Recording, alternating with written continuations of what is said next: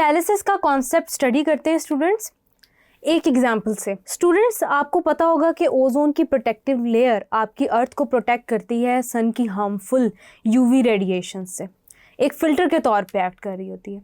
Students ozone का एक reaction होता है जो कि अपर एटमॉस्फेयर में चल रहा होता है, जो कि कन्वर्ट करता है उसको वापस ऑक्सीजन के अंदर, यानी कि ओजोन की डिकम्पोजिशन का रिएक्शन हो रहा होता है ओजोन के अंदर, ओजोन लेयर के अंदर। स्टूडेंट्स इस रिएक्शन की नेचुरली एक्टिवेशन एनर्जी बहुत ज़्यादा हाई होती है, तो ये रिएक्शन होना उस कंडीशन के अंदर इतना आसान नहीं होता, बल्कि बहुत ही स्लोअर पेस में ये रिएक्शन हो रहा होता है, यानी कि इसका रेट ऑफ रिएक्शन बहुत स्लो होता है।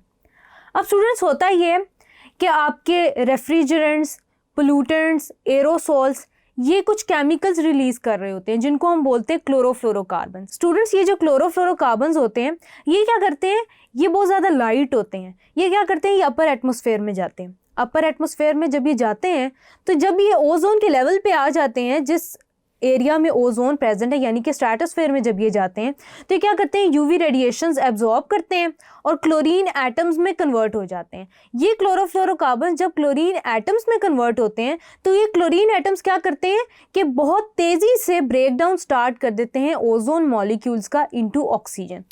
अब स्टूडेंट्स होता ये है कि वो रिएक्शन जिसका रेट ऑफ रिएक्शन बहुत ज़्यादा स्लो था या जो बहुत ही स्लोअर पेस पे चल रहा था, जिसकी एक्टिवेशन एनर्जी हिल बहुत ज़्यादा हाई था, अब वो फास्टर पेस पे होने लगता है। फास्टर पेस पे होने लगता है तो मैं ये कह सकती हूँ कि क्लोरीन ने इस रिएक्शन को कैटलाइज कर दिया, जो कि that way in the absence of chlorine होना ज़रा मुश्किल था एक्टिवेशन एनर्जी ज़्यादा होने की वजह से।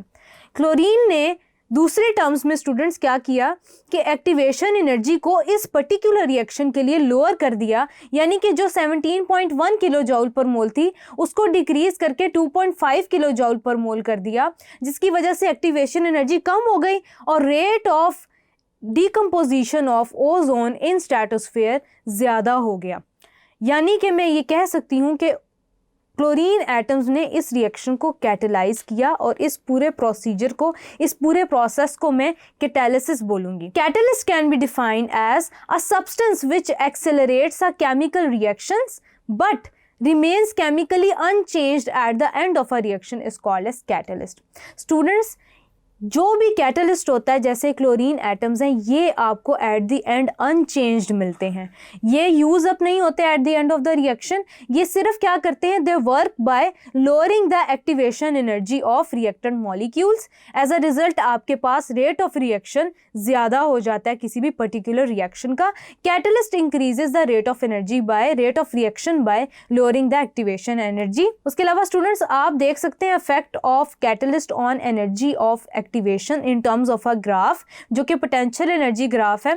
अब स्टूडेंट्स आप देख सकते हैं कि कैसे एक्टिवेटेड कॉम्प्लेक्स विदाउट कैटलिस्ट और एक्टिवेटेड कॉम्प्लेक्स इन्वॉल्विंग कैटलिस्ट की एक्टिवेशन एनर्जी में कितना ज़्यादा डिफरेंस है। एज अ रिजल्ट आपके पास रेट ऑफ रिएक्शन ज़्यादा हो जाता है। दोनों के एनर्जी हिल्स में वाज़े फ़र्क है जो आप देख सकते हैं। अब स्टूडेंट्स आपके पास कैटालिसिस दो तरह के होते हैं, एक होते हैं होमोजीनस कैटालिसिस, दूसरा होता है heterogeneous catalysis. Students the catalysis in which the catalyst and the reactant are in the same phase, यानी कि सेम स्टेट ऑफ मैटर में आपका रिएक्टेंट, प्रोडक्ट और कैटलिस्ट प्रेजेंट हैं, तो ऐसे कैटालिसिस को हम बोलेंगे homogeneous catalysis. Heterogeneous catalysis students हम किसे बोलेंगे, the catalysis in which the catalyst and the reactants are in different phases is known as heterogeneous catalysis, यानी कि जो आपका कैटलिस्ट प्रेजेंट है वो सॉलिड फॉर्म में प्रेजेंट है, आपके जो रिएक्टेंट्स और प्रोडक्ट्स हैं वो डिफरेंट स्टेट ऑफ मैटर में प्रेजेंट है। एग्जांपल्स के साथ डिस्कस करते हैं। स्टूडेंट्स होमोजीनस कैटालिसिस के लिए लेड चैम्बर प्रोसेस के अंदर आप देखते हैं कि सल्फर डाइऑक्साइड रिएक्ट करता है ऑक्सीजन के साथ और बनाता है sulphur trioxide in the presence of nitric oxide gas, जो कि कैटलिस्ट के तौर पे एक्ट कर रही है। यहाँ पे स्टूडेंट्स आप कीप इन माइंड कि नाइट्रिक ऑक्साइड और तीनों आपके पास जो रिएक्टेंट्स और प्रोडक्ट्स हैं वो सेम स्टेट ऑफ मैटर में प्रेजेंट हैं, तो ये हुआ होमोजीनस कैटालिसिस। उसके अलावा स्टूडेंट्स जो आपके पास डिप्लीशन ऑफ ओजोन का रिएक्शन हो रहा होता है वो भी होमोजीनस कैटालिसिस की एग्जाम्पल है। उसके अलावा स्टूडेंट्स आपके पास एक रिएक्शन होता है जो कि सुक्रोज का हो रहा होता है, sucrose which is C11H22O11। Students sucrose का सोल्यूशन जो होता है एक्वस सोल्यूशन वो प्रिजर्व्ड रहता है अनटिल कि आप उसके अंदर एंजाइम डाल दें सुक्रेज सुक्रेज। अब स्टूडेंट्स जो आपके पास ये तीनों रिएक्टेंट्स हैं, प्रोडक्ट्स हैं एंड दैट ऑफ कैटलिस्ट है, ये तीनों लिक्विड फेज के अंदर प्रेजेंट है, यानी कि जो सुक्रेज है वो लिक्विड फॉर्म के अंदर प्रेजेंट होगा और वो क्या करेगा कि वो सुक्रोज को ब्रेक डाउन करेगा इन ग्लूकोज एंड फ्रुक्टोज। उसके अलावा स्टूडेंट्स आपके पास एक रिएक्शन है जिसमें आपके पास एस्टर बन रहा होता है। उसके अंदर स्टूडेंट्स क्या हो रहा होता है कि अल्कोहल और एसिटिक एसिड आपस में रिएक्ट कर रहे होते हैं और इथाइल एसीटेट जनरेट कर रहे होते हैं। वो रिएक्शन भी in the presence of acid catalyst होता है और वो भी होमोजीनस कैटालिसिस की एग्जांपल है। हेटेरोजीनस कैटालिसिस की तरफ चलते हैं students. In the manufacture of ammonia आप finally divided solid iron oxide को कैटलिस्ट के तौर पे यूज कर रहे होते हैं। तो formation of ammonia heterogeneous catalysis की एग्जांपल है। उसके अलावा स्टूडेंट्स कुछ ऐसे कैटलिस्ट होते हैं जिनकी प्रेजेंस में same reaction different products generate कर रहा होता है, यानी कि सेम रिएक्टेंट डिफरेंट प्रोडक्ट्स बना रहा है कैटलिस्ट के चेंज होने की वजह से। जैसे फॉर एग्जांपल स्टूडेंट्स आपके पास फॉर्मिक एसिड है, तो इन the presence of aluminium oxide वो जनरेट कर रहा होगा वाटर एंड कार्बन मोनोऑक्साइड।